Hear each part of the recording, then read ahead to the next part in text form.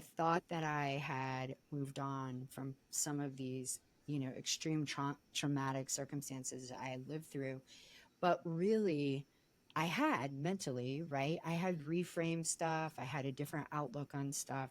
But the thing is that just as Bessel van der Kolk says, the body keeps score. The body really Mm. keeps score, right? And the trauma is within the tissues and cells of the body. It is literally in the nervous system of the body. And so the last 3 years of my life have been all about figuring this out, right? Like, who am I? Where is this in my body? And how do I eradicate it? Or how do I integrate it? Unleash the untapped potential within you as we dive fearlessly into the realms of healing, personal growth, self-love, and uncharted territories of the human experience. Join us as we navigate relationships, conquer career and business milestones, and explore the depths of spirituality. This isn't just a podcast, it's a manifesto for the resilient, the ambitious, the soul-searching women and men of today. Grab your coffee and let's dive in with Beyond the Surface.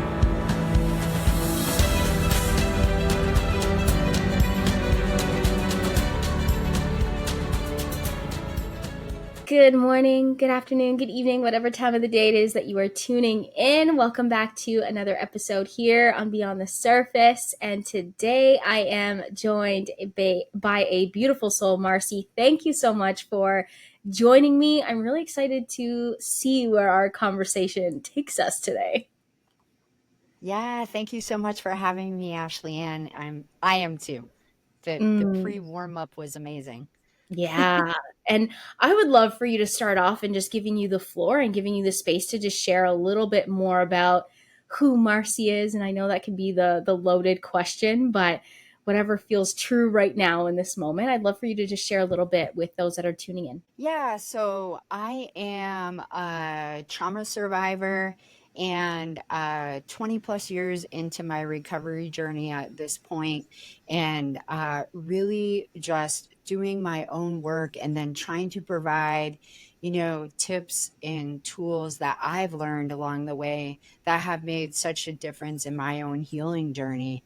That's really, sort of what I'm up to. So good. And I feel like a beautiful place to start is kind of what we were talking about beforehand, before we hit record, and this big moment for you, or this really big incident that happened for you in 2021. And I'd love for us to kind of start there, with your journey and what that, what that was all about. Back in 2021, I we'll back up just a little bit if that's okay with you, Of just to course. give a little Yeah. backstory.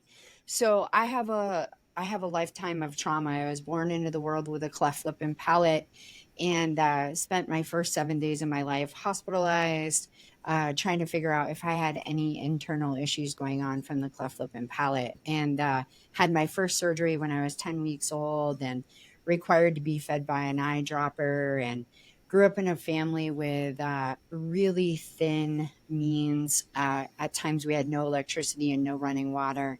So Mm. safety and fear were a big component of my very early formative years. So Yeah. developmental trauma has been a really big struggle of mine all of my life. And then, just to skip ahead, I got in a car accident when I was 17 years old, and three people lost their lives in that car accident, and I felt responsible for that accident. Mm.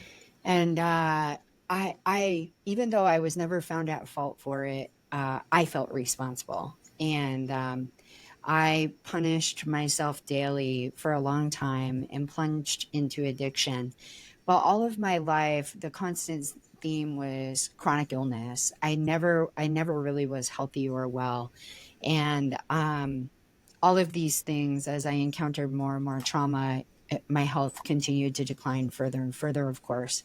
And then finally I got sober, and I thought, this is the ticket, right? This is it. I've arrived now, I'm sober and I'm going to do this work and whatever.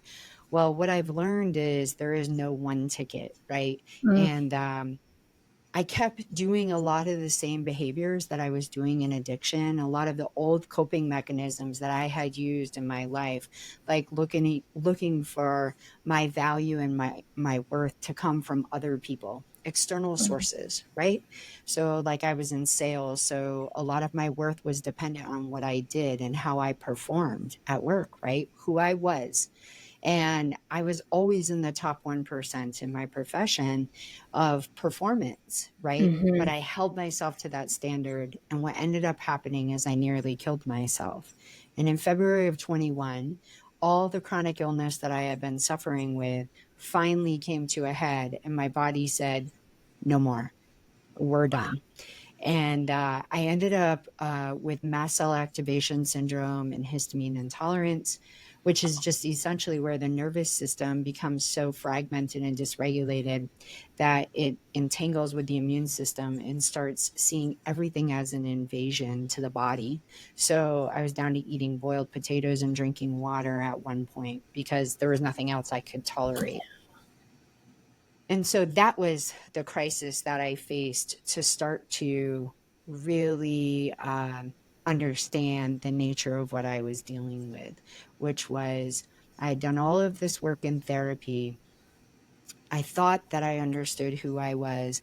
I thought that I had moved on from some of these, extreme traumatic circumstances I lived through, but really, I had mentally, right? I had reframed stuff. I had a different outlook on stuff.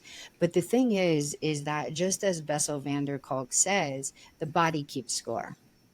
The body really Mm. keeps score, right? And the trauma is within the tissues and cells of the body. It is literally in the nervous system of the body.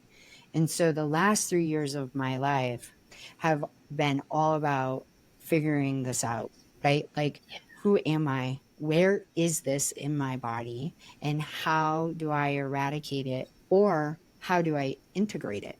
Right? Mm-mm. What is it? Right? What am I going to do with this? But I know it's got to go because this is what's making me sick. Mm. And that's what I've been working on is how to Yeah. figure that out.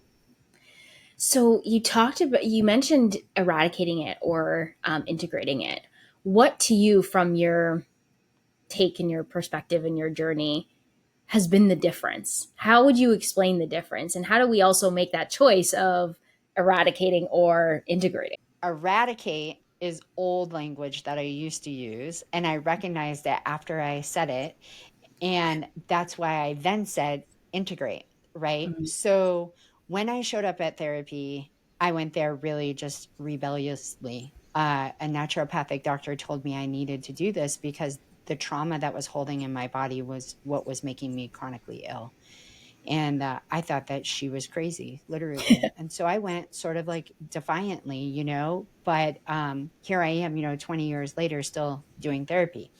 And Mm. so as she was onto something. But when I got there, I had my list, right? I had these few things like, oh, yes, this and this, right? And I'll tell the therapist and then I'll mark it off my list because now I've talked about it, right? And that will be an eradicating moment. I've talked about it, it's done, it's over, and now we move on, right? Mm-hmm. But what I've learned is that there is no such thing in eradicating trauma out of the body. It's really in, I mean, the body will release the trauma, Yeah. but eradicate sounds like this really abrasive word. For me, it feels abrasive, right? It doesn't feel Mm-hmm. like this natural response that happens when we create the conditions that we need to. And so that's where integration comes in, right? So integration is all about doing this work of all of these parts of ourselves that have experienced trauma. So for me, I, I I didn't realize that just by talking about things, it wasn't really like getting in there. But the body really does keep score, just as Bessel van der Kolk says, right? And the trauma is literally wired in our nervous system. It is in our cells.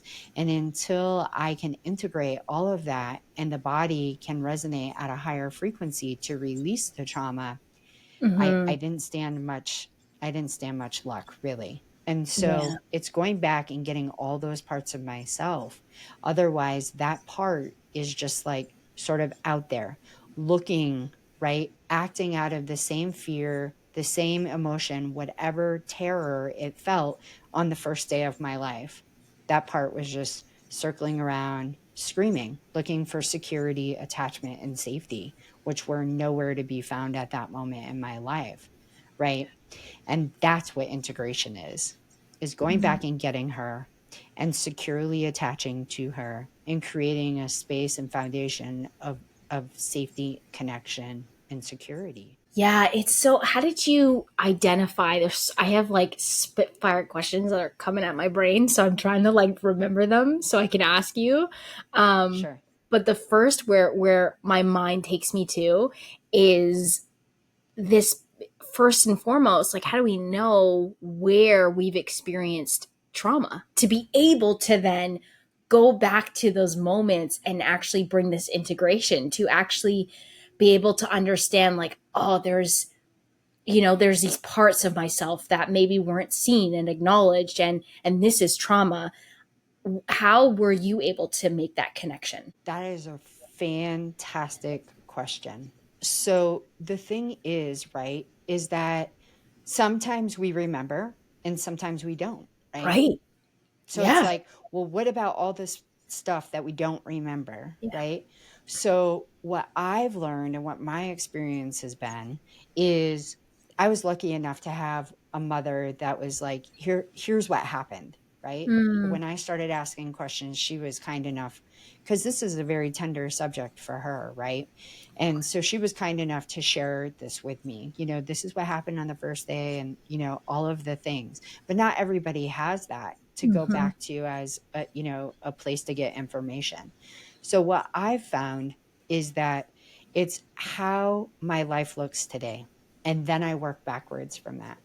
Have you ever had this experience where I don't know, you're in a conversation with somebody and they're talking to you, and all of a sudden it's like this other Ashley Ann comes forward. It's like, I don't know, maybe you're 8, right? You Mm, feel 8 in that moment, right? You start responding as though you're not going to get what you want. You become super defensive. And then maybe in like, I don't know, 15 minutes or maybe it's 3 hours, I'm not sure. But all of a sudden, it's like the prefrontal cortex is back online and you're like, why? What happened? Who was that? yeah. Right? Where did that come from? That right there is a part of yourself, right? And it just got triggered. It got threatened, Yeah. right? It got triggered, however that shows up in that moment, but that's what's going on. Mm, So it's not always that we can know exactly what's happened to us, but it's these clues, or it may just be how your life looks in general. Maybe your yeah. life is full of this scarcity mindset. Maybe Hmm. you don't trust people easily. Right. Maybe you're constantly in relationships that with emotionally unavailable people. Yeah. Whatever's going on in your life is really letting you know the areas that need to be tended to from the past.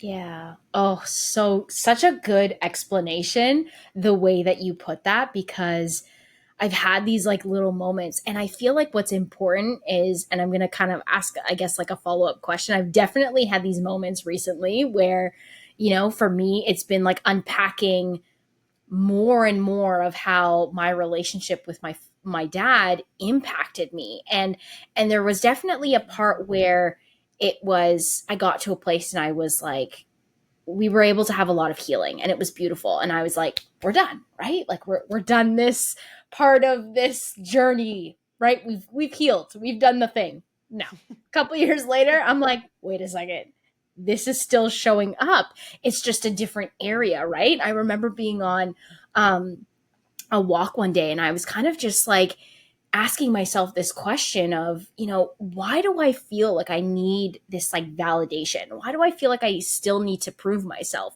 Where is this coming from? And I remember being on a walk and it was like this aha moment that came through. And I was like, oh my God, I felt like I've always had to prove myself to get his some sort of response from him. And it was just this beautiful connection piece of acknowledgement, right? And so, anyways, I'm sharing that piece. But the question that kind of comes through is, how do we, because I find myself in my own partnership and my own relationship of getting upset about things. And I'm just using myself as an example, but I feel like a lot of people can relate to this. Getting upset and then later on having this moment where I was kind of like, okay, did I have a right to be upset? Was I triggered? And especially because I guess maybe I'm so curious, right? Curious and on this journey of always wanting to kind of do the healing, do the work. Like I'm so open and I'm in this space and I welcome it. And then I find myself battling. Was I being triggered, or was I just having every single right to be reacting to that in that moment? And I'm kind of like, that's the question that comes up, is like, how do you decipher the two? Like, is this like little Ashley that is kind of in that space, right? Where there's some sort of trauma that she experienced that still maybe not hasn't been technically healed quite yet or fully and hasn't been integrated, versus, okay, did this person actually do something that is just not right, in a sense? If that question makes sense. Yeah. I think for me, that's a great question. And I think for me, it depends on what the reaction is, Mm, right? So it's not so much about what happened because no, yeah. people do, right? People do things that are hurtful or, whatever number of things you would want to use there for adjectives, right? And these circumstances occur, weekly, daily, whatever in our lives, right? And so for me, a very clear determining factor about whether or not it's unhealed trauma and I'm really being triggered, or if somebody has just violated my boundary, right? Yeah. And it's always in the reaction. How am Yeah. I reacting to that? Right. And Mhm. the stronger that I react to something, the more clear it is to me that that's unhealed. That's a trigger. Right. Yeah. Because if someone does something to me that violates my boundary and it's upsetting for Mhm. me, I will just simply, if it's a healed part of me, I will just simply say, that doesn't feel okay to me. When you speak to me like that, that doesn't sound okay for me. And so in the future, what I need from you is, right? If Mhm. you get my 5-year-old that was bullied on the playground and you cross that boundary, she might be like, don't you ever talk to me like that again. What, right? What is wrong with you? Right? Like it just comes Mhm. out in spades, Yeah. right? Because you've just hit that wound. Oh yeah. Oh yeah. I think this is just giving me such beautiful like reflection. You know what I mean? Like, Oh my and gosh. that's what I feel Great. like is such a powerful thing, is to hear and see that you're explaining it in this other way. And it's like, what a beautiful opportunity it is for us to just get super curious. And I feel like this curiosity piece is such a big part of it, goes hand in hand with this openness, right? Like when we talk about doing the work, there requires a level of openness, like welcoming. I use that word, is welcoming, being open to seeing those parts of yourself, being open to acknowledge the 5-year old, the 8-year old. It really does require that of us. And there has to be this level of curiosity too, right? Because without the curiosity, you're not going to ask the question. You're not going to kind of sit in that moment and be like, why is this coming up? Like, why am I reacting in this way? Right? The most Mhm. powerful question that we can ask ourselves is why. And it just Mhm. offers us this beautiful opportunity to have a moment of reflection, to go inward, to actually see these parts. And then of course it sparks this integration that happens that you were talking about before. 100%. I love that so much. Um, what has been the journey for you then in this integration? And you talked about like self-love being a part of it and patience, and how have you been able to really create and cultivate this relationship with yourself? Yeah, it's a work in progress all the time, right? Yeah. But The overall theme is constantly looking at the way I'm speaking to myself. Like, Mm, that's where it begins, really, and ends, right? yeah. Is what am I saying to myself? Like, every time I make a mistake, is my first reaction, "Oh my god, you're so stupid," or is it, "Oh my gosh, how could you have known?" Right? It's okay. We're going to Yeah. move on from this now, right? How is it I'm speaking to myself? And is it kind? And would I say that to someone that I love? Right? Would I talk to my partner like that? And if I wouldn't, then I shouldn't be saying it to myself, right? Hmm. So that's like the beginning. No healing, in my opinion, no true healing can really happen until you start there. And then a lot of as I mentioned, my worth was so much tied up into what I did and how much I accomplished, right? How Hmm. successful I was. And you know, that's great. I was really successful. But who cares, right? Because my physical body was dying. And I'm Right. over here still trying to get the love, acceptance, the notoriety that I'm looking for. Meanwhile, every single thing in my body is screaming, stop, right? And Right. so it's the what happened is I was bedridden for 40 days, and there was a stretch of several days in there that I felt like I was dying. Literally, I woke up in the middle of the night and I thought I was dying. Yeah. And I had these moments where I just literally said like, nothing matters. Nothing matters in this moment, and there's nothing I can do. If I'm going to die, I'm literally going to die right now.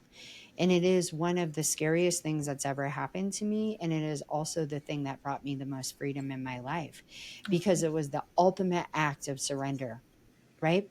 Because it was during COVID time. And if I would have went to the hospital with what I had and I got COVID, I would have died for sure because Yeah. there's no way. I already had my own cytokine storm going on within my body already. That's what was going on. And so adding COVID to that, I was dead. Hmm. So going to the hospital was not an option to call 911. And so laying in the bed, it was literally, I'm going to die.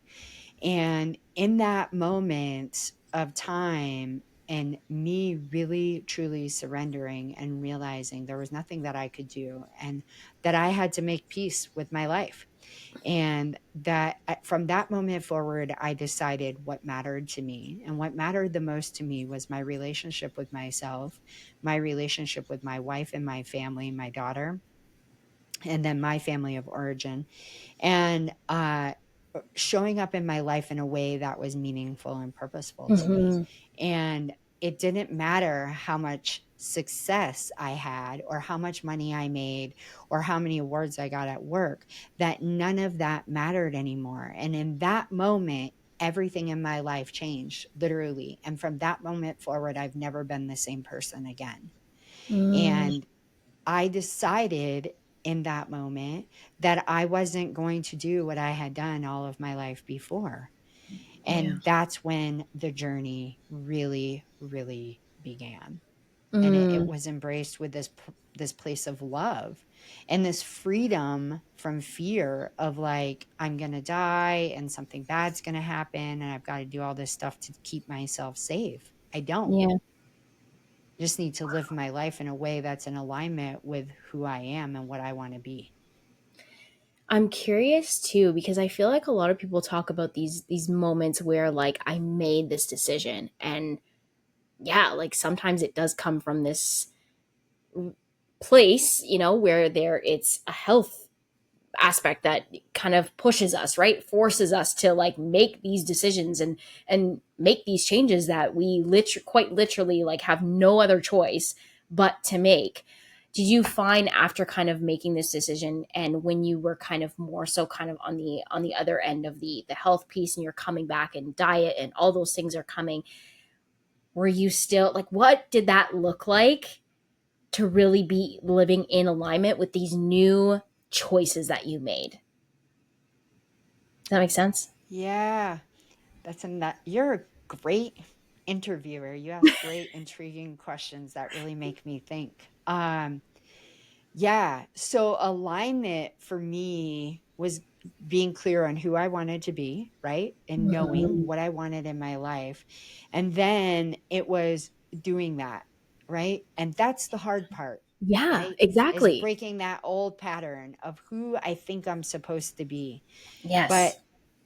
uh when I was so sick and I saw the capacity of my body and I started to understand the physical being that we inhabit, right? Because I believe I'm just a soul in this is Mhm. my vehicle, right?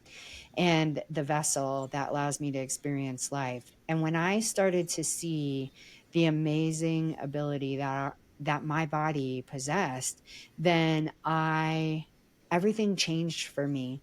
So, for example, what happened is when I was bedridden, I went to work one day. And the very next day, I never went back to work and I never went back to work for 40 days.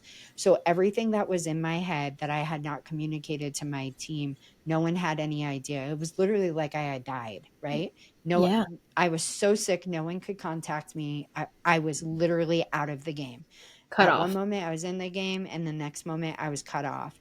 Yeah. And we had all of our clients depending on our business, right? And so what I noticed is that every time my cell phone would come in the bedroom, I was having tremors in my brain and from head to toe. And it was I mean, what I was experiencing was insane in terms of physical symptoms. My heart was erratic. I would all of a sudden I couldn't breathe. My vision would just go. All of a sudden everything was blurry for no reason. I was still laying in the same spot in the same bed, and all of a sudden everything was blurry. Panic attacks, like I've never had panic attacks. um it was just it was crazy what I was experiencing. And when my cell phone was brought into the bedroom, the How was it? tremors in my body would increase tenfold, right? So just the cell phone coming in the bedroom, the tremors would increase, right? And so after like the second or third time of this happening, I was like, I don't get it. Like, I don't understand. I haven't even looked at the phone. What's going on, right?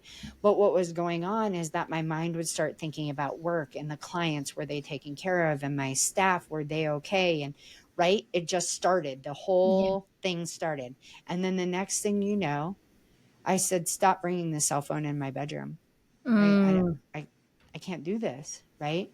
And the cell phone would leave the bedroom, and I would just try to focus on my body, and I would try to focus on my breath, and then the tremors would reduce. So, what I thought and what the body did was no longer something I was reading out of a book. It was no Yeah. longer woo woo or airy fairy. It was a real life experience that I was having, that what I think and what I feel and what I believe, my body responds to. And that was the beginning of the end for me living the way I used to live. Because then I decided that I had all the power. I had Yeah. all the power. I could either change my life in that moment and be someone different and bring my body into a life of health, or I could stay stuck in the old, looking for love, seeking, accolades and my worthiness in this external validation. Or I could embrace this new way of living, which is a very empowering way to live when you understand what's happening. Right. Right.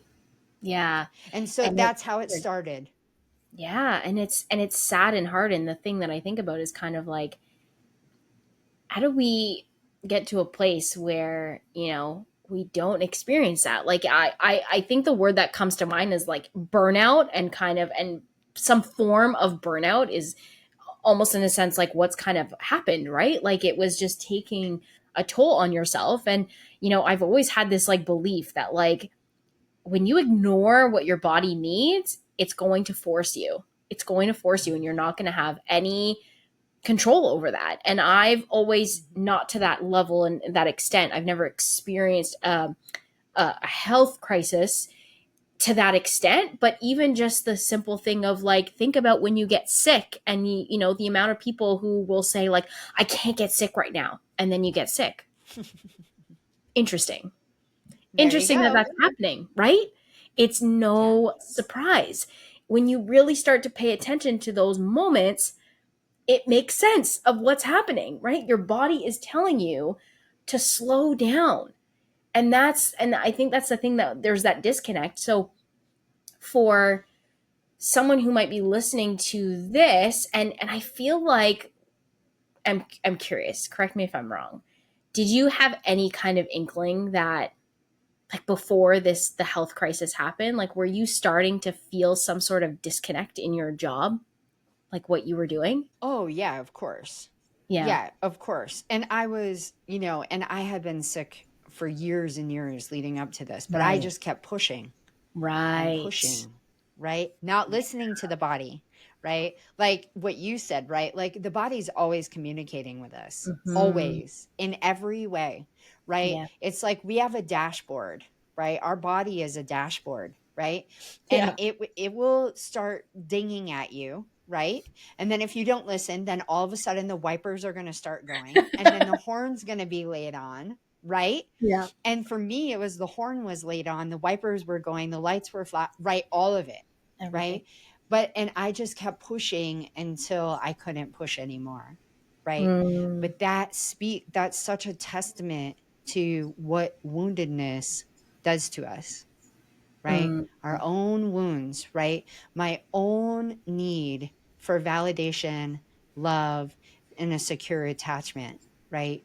That's what it was. That's what it was searching for, right? So then when I pick the part up and I integrate that part, then the searching is no more, right? yeah. Yeah, I would love to run a successful business today. And yes, I would love to be doing whatever, right?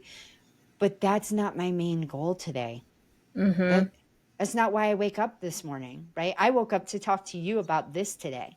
This is what's exciting to me, Yeah.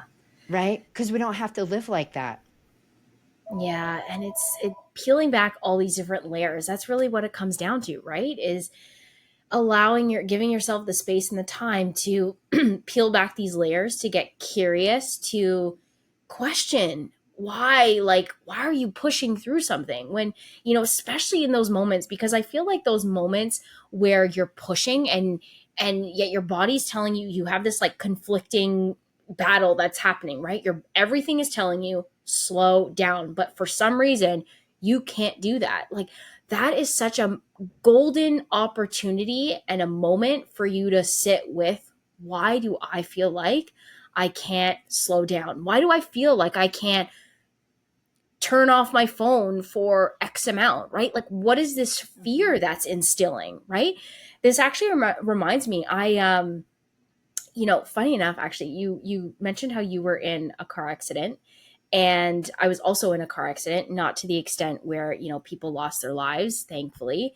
But I was hit by a car at the age of 17, which is just interesting. Mm, yeah. And I, afterwards, to me, and it's still, I can still see how how that experience impacts me, in the sense that after that, I would wake up in the middle of the night, 2 a.m., 3 a.m., like, just sleeping through the night became a very difficult thing for me.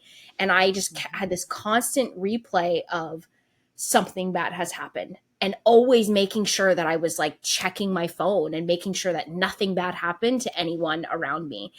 And I Mhm. also see how, now when I don't hear from someone, right? Or, I just don't get that confirmation, like, I've landed here safe. I got home safe, or whatever the case may be. I don't hear from someone for a very long time. I'm like, oh my God, they got into a car accident. That is always my immediate first response. And it goes to show Mhm. how these things are like living out in us, and they're there. And it's important for us in those moments to actually be able to make these connections, because I find I've always been a firm believer, without the awareness, we can't make any change. We can't do anything about it unless we're actually fully aware of where something is coming from. And I love that you shared how, this piece around, we don't always remember. We don't always remember the things that have happened to us. But if you have this opportunity to ask someone in your life, ask the question, right? Like go and ask. You talked about asking your mom, and she was able to kind of unpack that for you, the things that we don't remember. And it's just this opportunity to be able to like make these connections, bring up the awareness, and then we can actually make the decisions. But when there is no awareness, we're just living, we're just going with emotions, and there's nothing, right? There's no choice to be made. Yeah, 100%. Mm-hmm. I did it for a really long time. Yeah. What would you say to someone who's kind of, I don't know, just like the signs are there, like to not go down this path of like having to experience some sort of health crisis is in order to make this decision, right? Like I feel like we know when we want things to change. We know when we don't want things to be the same anymore. And yet we're not making the decision. We're not making that choice. So how do we do that without having some wild health crisis? Yeah, that's a great question, too. For me, pain has always been the motivator. And for Mm, most people that I know, I think is part of being human, really. I it's think true. this is part of being a human being is that Yeah. there has to be enough of a pain point to want us to make a change. Um, so without that, I think change for most people is really hard. I do think there's a small fraction of people that are able that just have enough wherewithal or foresight to say, you know, I see that coming and I'm going to avoid that now. I'm going to go ahead and take this upon myself. But I think that's a very small percentage of the human race that actually does that. Mm, But I think that if your audience is here listening today and they are here because they want to change their lives, right? Or they want to improve something that may be awry for them or whatever, right? Then they already, as you said, they already have like the lights are already flashing on the dashboard for them, right? right. So can you, right, make that choice for yourself? And if you can't, what is the good question that you could ask yourself? Why not? Why Mm, can't I? What in me right now is not worth it to do this for myself ahead of time before an impending crisis comes to fruition? Right. yeah. So again, it's just like you said, that awareness, right? So can you have enough awareness about why you're not willing to make the change ahead of time? Mm, yeah. It's a good thing to explore because I kind of agree with what you're saying, right? Like there's that piece how pain is a motivator, right? I think about how losing a lot of people in my life has been such a huge aspect in who I am, and it's literally created so many of my values of who I am, and it's given me so much perspective on life, and of course, and yet that is one of the most painful things to experience is losing people that are close to you, that and part of me is kind of like, can we challenge this in some way, shape, or form, right? Like how do we make sure that, like, how do we avoid pain being the motivator? But yes, there's this piece around human, and not that there's an answer right now in this moment, but just this kind of just like curiosity of, why do we wait for the pain, right? Like, why do we have to experience the pain in order to make some sort of change? Yeah. Yeah. What do you think about though, just being committed to your own path, right? Like, what about Mhm. that idea, right? You wake up and you're like, no, this is who I'm going to be. So in order to be this person, I would have to change. Yeah. What do you see from your side of the desk? Like, do you see people that do that?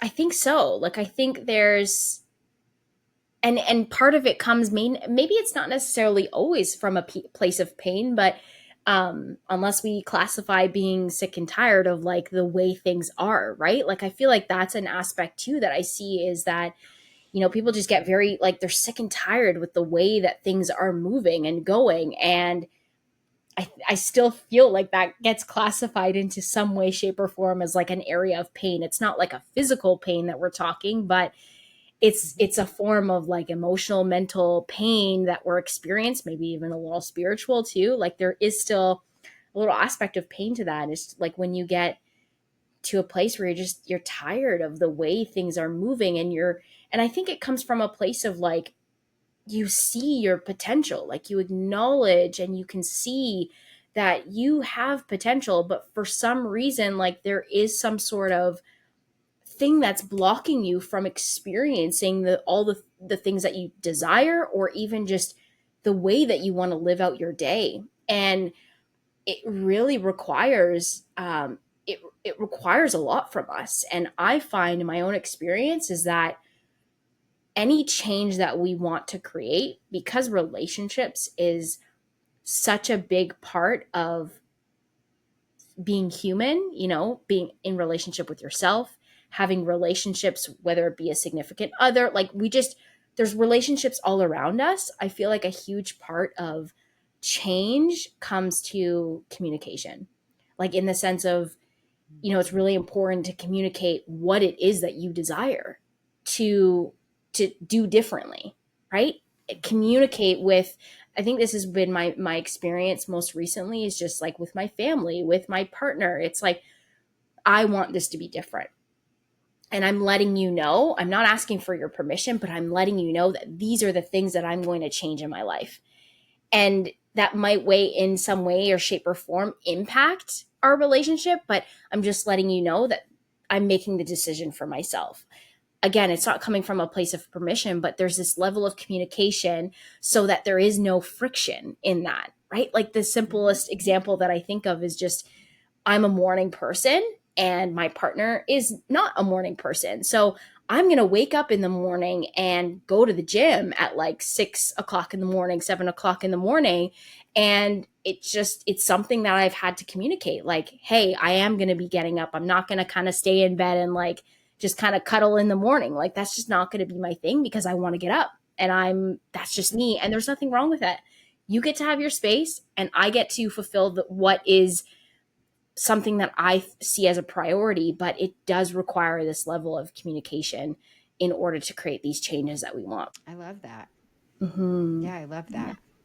Yeah. Communication is everything, right? Oh, it is. Absolutely. It creates, the way that I correlate it is, it keeps peace. Like we all want to experience just like peace. Peace. We want peace. Communication is what creates peace in our lives.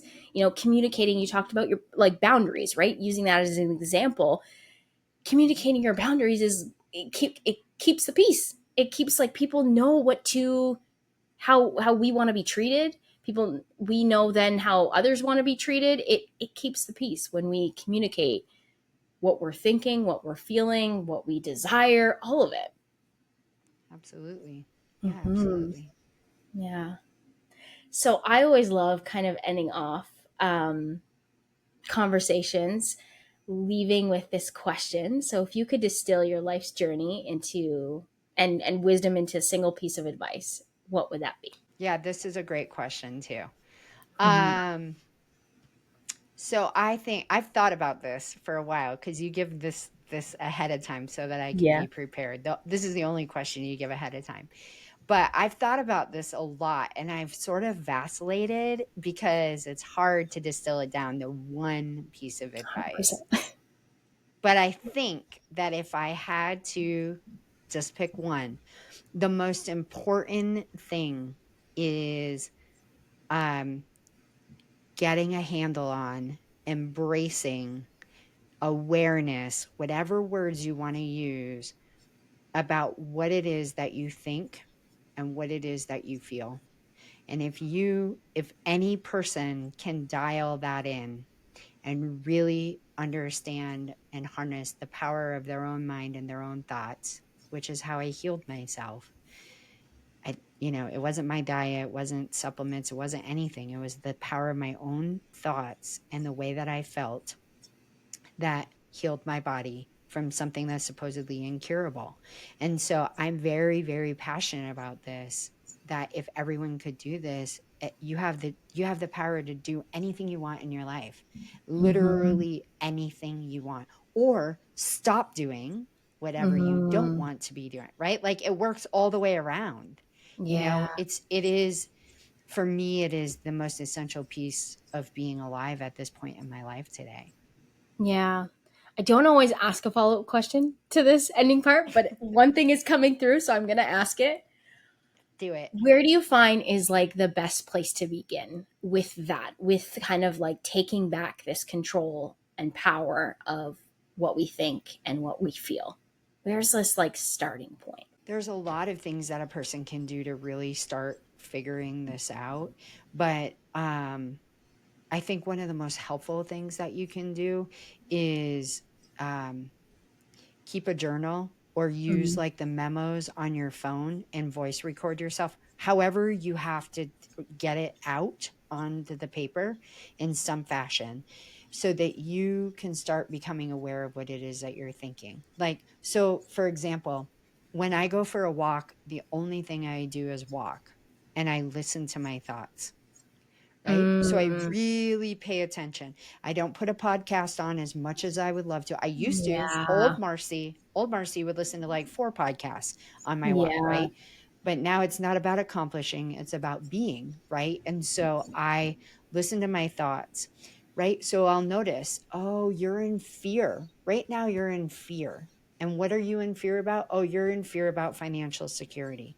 Oh, okay. And what's that about? Right. And you just keep listening and the brain will tell you, the mind will tell you, right? But you just have to pay attention. For sometimes, like for me, if I can't figure out what's going on, but I see a mess in my life and I Yeah. can't figure out what that unrest is, or discontent, then I'll start writing. I'll just sit down and start writing whatever comes to my mind, not like a script or answering a prompt, just write. What is that stream of consciousness, right? And notice what that story is, right? And now it's resentment that's coming up, right? Mm, Oh, what are you resentful about, right? Where does that come from? Right? All the stuff. And the next thing you know, it tells you. And then what you do is you do this every day for like 4 or 5 days, and you're going to start to discover that you have these themes that are in your life, right? For me, it's fear, always fear. It's always mm-hmm. fear. Right? It's a lack of safety for me. So, Right. but it shows up in a multitude of ways. So it's just constantly seeing where that's coming from, but that's my thing, right? For other people it's resentment, for other people it's anger, Yeah. for other people it's abandonment or jealousy or whatever it is, Yeah. right? But you're going to start to see these themes in your thinking, and then how does that theme of thought make you feel? So gold. So gold. And I feel like the piece around this is like getting comfortable with being by ourselves, because that act of, I'm so guilty of, like, I go for a walk, I throw on a podcast, or I throw on like an audiobook, throw on some music, like something, right? And it's like the Mm-hmm. question I'm thinking now is like, well, why can't I just be and not have anything playing on in the background and just having this conversation, right? And if that feels uncomfortable, it's like, explore this piece around why it is that you feel like you can't just sit and just have a conversation with yourself, have a conversation with what's That's going right. on. That's right. Hmm. Because you're Yeah, always doing instead of being, right? exactly. Mm-hmm. Exactly. So grateful for this conversation and for those that are resonating with you. If there's anything that you feel called to share where people can follow you, anything that you have going on that you want to share, I'd love for you to share. Oh, yeah. Thanks so much for the opportunity. So you can find most everything about me at marcylanglois.com. So it's MarcyLan as in Nancy, GLOIS.com. You can go there, and we're right in the middle of rolling out several online classes, but it's going to be like this summer. So you can sign up for my newsletter. We're also going to have some stuff that we're going to be giving away, some downloads and PDFs that to try to like help people with this kind of stuff. Mm-hmm. So you can visit my website. If you don't see any of those tools available yet, because I'm not sure when this show will air, then if you get on my newsletter, then I'll be able to stay in touch with you and let you know. And you can listen to my podcast, and find me on all social media platforms, all the big ones. Amazing. Oh, Marcy, thank you so much for this Oh, thank you. conversation in so many ways. Like it was so good, so like beautiful to kind of like sit and unpack and ask these questions, and for you to be an open book and share your experience and your journey. I really acknowledge and I appreciate it in so many ways. So thank you. Yeah, thank you so much for having me. You're wonderful, and I really appreciate this opportunity. Thank you. Of course. Thank you for listening. Make sure to leave a review and continue the conversation with me over on social media. And we'll see you in the next episode.